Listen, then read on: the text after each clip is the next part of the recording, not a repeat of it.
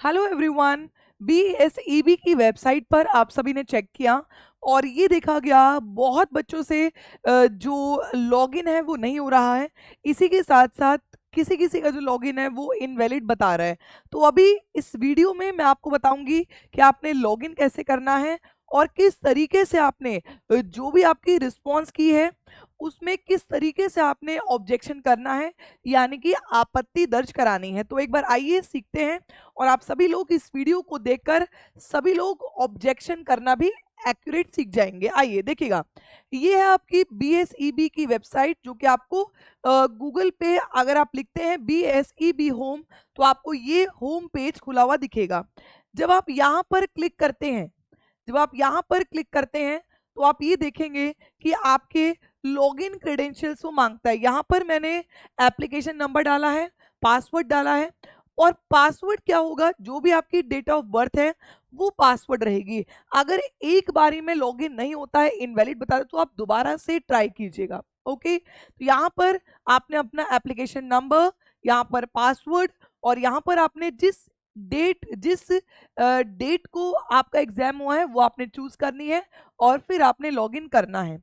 जो आप लॉगिन, देखिए अभी मैंने आपके सामने लॉगिन किया है, एक्यूरेटली लॉगिन हो गया है, एक्यूरेटली लॉगिन यहाँ पे हो गया है। जब आप लॉगिन करेंगे तो आपको आपके क्रेडेंशियल देखने को मिलेंगे, ये सभी क्रेडेंशियल आपको देखने को मिलेंगे।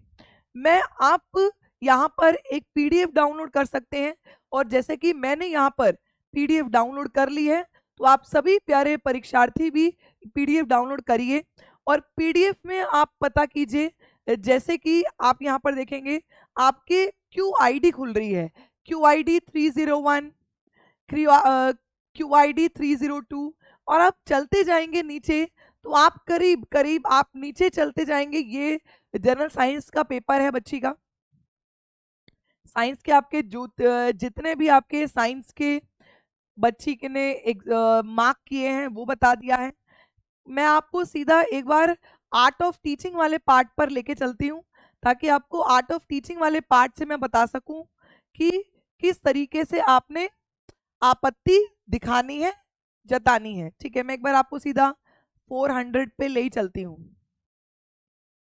ये सब आपके जनरल साइंस के पेपर हैं तो हम लोग 400 पे अब चलते हैं सीधा। आई होप 400 अब, हाँ 395 आ गया है तो यहाँ पर हम लोग आ गए हैं 400 पे। देखिए ये जो 400 आप देख पा रहे हैं 401, ये QID है। अगर आप देखेंगे तो ये QID आपकी 401 है, क्लियरली आपको दिख रहा है। तो यहाँ पर क्वेश्चन है जो कि आर्ट ऑफ टीचिंग का मेरे सब्जेक्ट का है, डेमोक्रेटिक टीचिंग का मतलब क्या होता है। अब यहाँ पर इस बच्चे ने जो आंसर लगाया वो था कैंडिडेट आंसर 2 और उन्होंने भी करेक्ट आंसर 2 बोला है। मतलब कोई भी आपकी दिक्कत नहीं है, ना आपको ऐसे क्वेश्चन पे आपत्ति दिखानी है। जो भी क्वेश्चन है, देखिए फॉर एग्जाम्पल अब यहाँ पर कैंडिडेट ने लगाया है 2 और करेक्ट आंसर आया है 4। तो एक बार हम ये वाला क्वेश्चन पढ़ लेते हैं। Teaching and understanding level is based on what, जो अंडरस्टैंडिंग लेवल है वो किस पर बेस्ड है। तो gestalt theory, cognitive field theory, SR theory और फील्ड थ्योरी। आपको फॉर एग्जाम्पल मैं आपको एग्जाम्पल देके समझाती हूँ। अगर आपने ये कैंडिडेट ने आंसर लगाया है 2 लेकिन यहाँ पर करेक्ट आंसर बोला है 4, तो आपको इस क्वेश्चन पे आपत्ति दिखानी है, आपत्ति जतानी है। आपको लग रहा है कि आपका जो कॉग्निटिव फील्ड थ्योरी है वो सही है, मैं एग्जाम्पल दे रही हूँ, ठीक है। तो आप क्या करेंगे, आप यहाँ पर हैं, आप होम पेज पे हैं, आप क्रिएट चैलेंज पे जाएंगे। क्रिएट चैलेंज पे जब आप जाएंगे तो आप यहाँ पर आपका जो भी सब्जेक्ट है, जैसे कि आपका जनरल साइंस है, आप ये चूज करेंगे। अब जो क्वेश्चन हमारा था वो थी QID 402, एग्जाम्पल दे रही हूँ। QID डालेंगे, जैसे कि फॉर एग्जाम्पल मेरी QID थी 402, तो 402 मैंने यहाँ पर डाली। मुझे यहाँ पर पूछेगा कि आप क्यों चैलेंज कर रहे हो।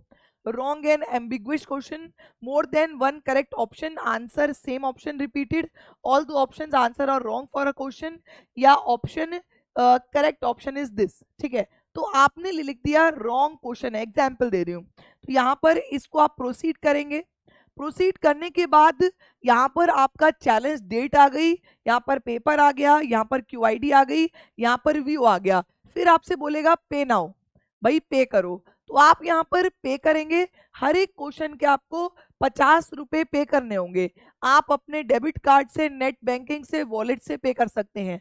चलो ठीक है, अगर आपने पे कर दिया और आपका जो क्वेश्चन है वो आपने यहाँ पर क्या कर दिया, उस पे आपने आपत्ति दिखा दी, ऑब्जेक्शन दे दिया। ऑब्जेक्शन देने के बाद आपको यहाँ पर चेक करना होगा व्यू चैलेंज पे जाके कि कौन से क्वेश्चन पे आप चैलेंज कर रहे हो, कौन से क्वेश्चन पे आप चैलेंज कर रहे हो, इसको आपको बताना होगा, इसको आपको दिखाना होगा। यहाँ पर हमने अभी तक चैलेंज नहीं किया है तो हमें यहाँ पर नहीं दिखेगा। ठीक है, क्लियर है, समझ में आ गया है? समझ में आ गया है? कोई परेशानी, कोई डाउट? तो यहाँ पर आप इस तरीके से अपने रिस्पॉन्स की में जाकर क्वेश्चन व्यू कीजिए। और देखिए, लॉगिन करते टाइम पे जिस बच्चे को समस्या आ रही है कि मैम हम लॉगिन नहीं कर पा रहे, वो लोग ऐप अगर एक बार लॉगिन, क्योंकि मेरे साथ भी ऐसा हुआ था, एक बार लॉगिन मेरा नहीं हुआ था, फिर दूसरी बार जाके मैंने लॉगिन किया तो मेरा लॉगिन शो हो रहा था। तो आप 5 मिनट रुकिए। देखिए, इस वेबसाइट पर अगर आप देखें ना, अगर आप शुरू से इस वेबसाइट पर जाएं तो आप ये देखेंगे क्लियरली ये लिख रहा है कि server shall be slow down between 6 PM to 6:30 PM। जो 6 से लेकर 6:30 तक सर्वर स्लो होगा और 11 से 12 के बीच में स्लो होगा। ठीक है, तो लेकिन मैंने खुद ने ही अभी 6 पे ये वीडियो बनाई है, तो लेकिन मेरा खुल गया है। तो सर्वर स्लो में जब मैं लॉगिन कर पा रही हूँ तो आप लोग भी कर सकते हैं, मैं उम्मीद करती हूँ। और ये वीडियो जो है ये आपकी मदद करेगी। और पे करने के लिए debit card, credit card, net banking या वॉलेट के माध्यम से आप लोग पे कर सकते हैं।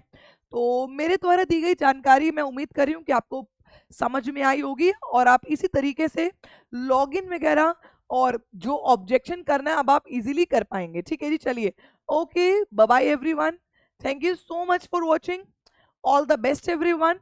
जल्दी ही मिलते हैं, और कोई डाउट आएगा जो बच्चों को तो मैं दोबारा से वीडियो भी बनाऊंगी। ओके, चलो जी, अगर वीडियो पसंद आई हो तो लाइक कीजिए, शेयर कीजिए और चैनल को सब्सक्राइब कीजिए। Thank you.